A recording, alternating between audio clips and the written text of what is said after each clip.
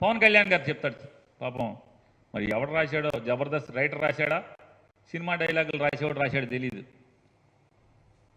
పవన్ కళ్యాణ్తో స్నేహం చచ్చేదాకా, పవన్తో శత్రుత్వం వాడు చచ్చేదాకా, అవతల వాడు చచ్చేదాకా అంట.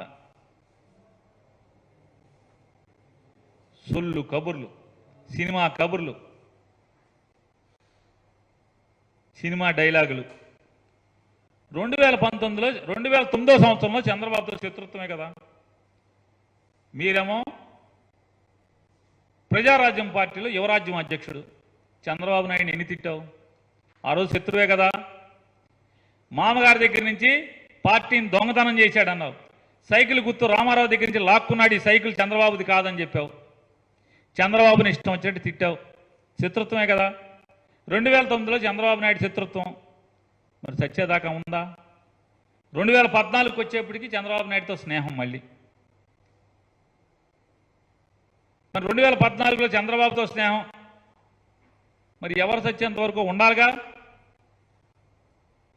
మరి 2019 వచ్చేప్పటికి మళ్ళీ శత్రుత్వం ఏంటి? స్నేహం పోయి శత్రుత్వం వచ్చిందేంటి? కొన్ని 2019లో ఉన్నటువంటి శత్రుత్వం అవతలోడు పోయేదాకా ఉంటుందన్నావుగా, పోయేదాకా ఉందా? లేదుగా. మళ్ళీ 24కి వచ్చేప్పటికి చంద్రబాబు నాయుడుతో స్నేహం కదా. మరి నీ మాటకు అర్థం ఉందా? నీ సొల్లు కబుర్లకి అర్థం ఉందా చెప్పు. పవన్ కళ్యాణ్తో స్నేహం చచ్చేదాకా అంటే పవన్ కళ్యాణ్ చచ్చేదాకా, పవన్ కళ్యాణ్తో శత్రుత్వం అవతల వాడు చచ్చేదాకా. ఇదేంటిది? ఇదేంటిది అంటున్నా.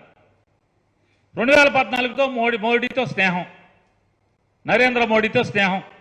2019లో మోడీతో శత్రుత్వం, 2024లో మోడీతో స్నేహం. మరి ఎవడో ఒకడు చచ్చేదాకా ఉండాలి కదా. ఇది ఏంటి? పిల్లి మొక్కలేంటి? ఈ పిల్లి మొక్కలేంటి? పవన్ కళ్యాణ్ ఎవడో మాటలు రాసిస్తే డయాస్ మీద కూర్చుని బట్టే చెప్పేస్తామా? సినిమా అయితే 4 రోజులు ఆడద్దే, నచ్చితే చూస్తారు, నచ్చపోతే తెరలు అయిపోతారు, వెళ్ళిపోతాం, ఇంకో సినిమా వచ్చేస్తుంది. కానీ ఇది రాజకీయం, ప్రజా జీవితం. ప్రశ్నిస్తారు, నిలదీస్తారు, ఫినాయిల్ పెట్టి కడుగుతారు.